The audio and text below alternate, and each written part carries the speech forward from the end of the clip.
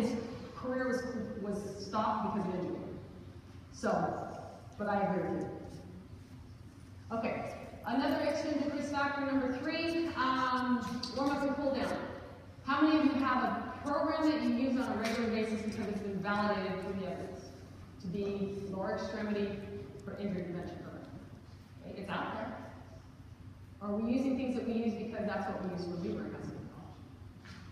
So we need to start looking at the evidence that's there. So to be honest, when I went back to school to get my doctorate degree, I've been a physical therapist for 20 years. I knew a lot. And then I realized what I had been missing. And it's the same thing in coaching or anything we do. The education, the evidence that is coming forward is there, but I had to go back in and reach for it and teach it a lot. I had to learn a lot. Cool downs. How often do we have cool downs? I pick the coaches that I do for my children because they do all of these things. And my daughter has a great coach in the club level, and she makes sure that they have cool downs every time. And so we need to be aware of that. I'll kind of go through just the FIFA 11.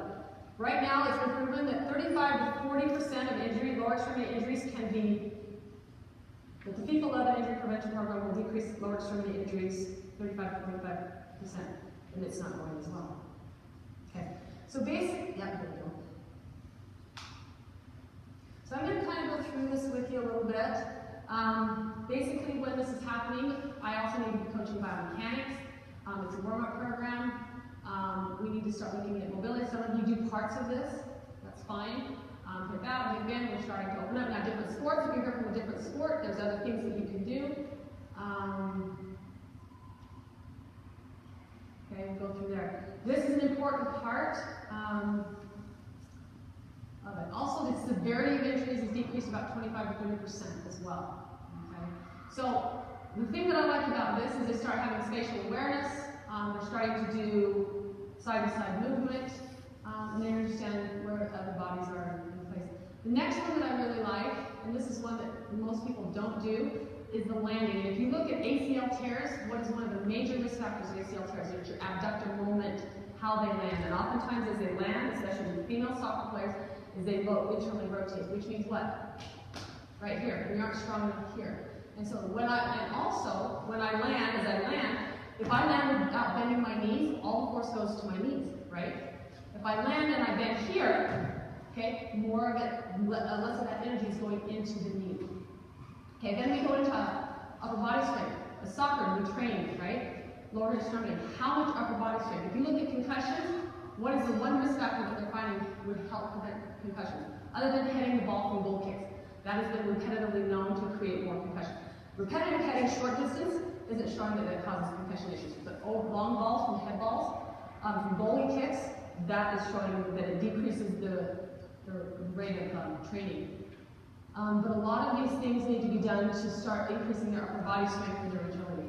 But if we can increase females' upper body strength, that has been shown to help decrease the number of concussions. Okay, a couple other things we'll keep going here. Extrinsic risk factors, early sports specialization. Again, it is a risk factor. Level of competition, high intensity at young ages, traveling teams, it is a risk factor. In fact, this young girl who had a concussion, she had 5 other kids come on her team alone saying that they had the same symptoms. And she was put back into one of the games because they didn't have the other players because they all had concussions. Right? Training and competition schedules. Are we really taking care of? I really appreciate my coaches this year for my children. We had 2 tournaments the whole summer. Great. That's all we need. I don't need to travel anymore. Sport technique, equipment, footwear, and field. You look at your field every time. You send someone out on the field every time. Right? And the hard thing is everybody wants to have their own tournament now. We need to just know when to say no. Coaching within the current trends. We need to understand what is going on. As a parent, it is frustrating. The current trend is frustrating. What time do I need to be done? I'm almost done. We good? Okay. Understanding the sports dilemma. Understanding where the kids are. As a parent, I'm really frustrated sometimes because I'm sick and tired of going to soccer games all year long. Right? I don't mind that they have a month off, and it's been shown, and I'll show you that. I need to know, we need to know, educate ourselves, staff, associations, administrations, athletes, parents. We need to educate on that and create the right environment. Make sure that we're training for the athlete and not for our own benefit of winning. Coaching to reduce injuries and avoid burnout. Identify and monitor reduce risk factors, athlete history, wellness, physical assessment. If you don't know, then hire somebody. We are training our kids at elite athletes at levels, right? So and all of these elite athletes, in fact, I was just talking to John, in Europe, you get to the elite level, they have a sports science section, they have a medical, they have a psychologist, they have a nutritionist, right? What do we have in place for these athletes that are training? Nothing, right? Nothing. Other than training. We keep training our coaches to train the skills well, and the tactics, and the strategy. But what about the rest? The biomechanics, anyway, the history, wellness, physical assessments. A lot of times with injuries, and I'll tell you this as a physical therapist, the one thing I do is I look at the risk factors, I go in and fix those risk factors, and they're playing fine. So why not do that before they get injured? Avoid overscheduling, implement evidence-based warm-ups, protocols, and cooldowns. Just be consistent with what you're doing and gather the data on your warm-up and cool-down. Focus on athlete development, preseason conditioning. It's been shown allowing 2 months off in a year-round sport. I understand the concept with the sport and what's happening. We live in the system, so we need to work within it. With that, mandating, and this is what I like again with Shaylee, is that 2 months off. We get December off, period. It's done, right? And then we just heard of another public that just took July. Why not? Okay, and then check field. So these are things we can do to reduce injury and burnout and decrease burnout. Last thing is coaching to optimize performance. If you're really looking at optimizing your athlete, in fact, this athlete monitoring that we're working with, it's been used by the Norwegian Olympic team. They just won 37 gold medals. It's optimizing performance, right? They're now just signed on by the German Olympic team. The medical facility that works with the German Olympic team just signed on. The U.S. Paralympic team just signed on. BYU, women's soccer, D1, they're using the system. Basically, all I'm saying is we need to get the right tools to start monitoring as we're training at the levels that we are. Monitor the metrics, increase our loads, make sure we're progressing correctly. Periodization. If we're doing year-round sport, maybe we need to look at the periodization. Strength training, maybe agility 1 or 2 months. Then we can start looking at skills 1 or 2 months. We need to start changing it up versus just pushing the same thing every day. Avoid spikes and loads. Use the wellness data to help guide and adjust loads on these athletes. And make sure our athletes have an enjoyable sport experience. When it all comes down to it, we still gotta love the game, right? And we want our athletes to do so. So this is the last thing I'll leave you with. This, and you know what? I'm not sure if we'll get that. Hopefully we will. This is Carolyn Billings.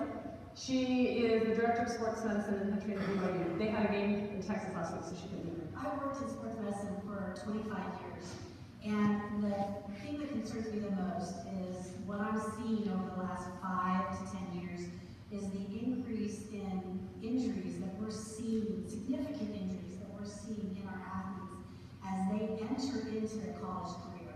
So we're talking 18-year-olds that are coming in as we do their pre-participation physical. They're telling us, and we're evaluating them with significant injuries to their knees, their shoulders, their backs. And in the last 5 years, I've had a significant increase in the number of athletes that I all clear that we have to sit down and have a conversation and tell them that their career needs to be over if they want to have any quality of life and be active at all for the rest of their life. We have athletes with major disc problems. We have athletes with joint problems. We have athletes that need total knee replacements by the time they're 20. And these are the things that we want to do until they're 60 years old. And that's a concern for me, is just how hard we're pushing our children in athletics in order to get that college scholarship, and at what risk is that? I think that we're forgetting the fact that they're children and they're still developing, and they don't need to be training as hard, and sometimes often harder than we're training our college athletes. And that's the reason why I really like athlete monitoring. Okay. So I'll have to close. We do have a dilemma that's on, but because of people like you who care enough to come to things like this, and for Kelly, his persistence in making this happen, creating it,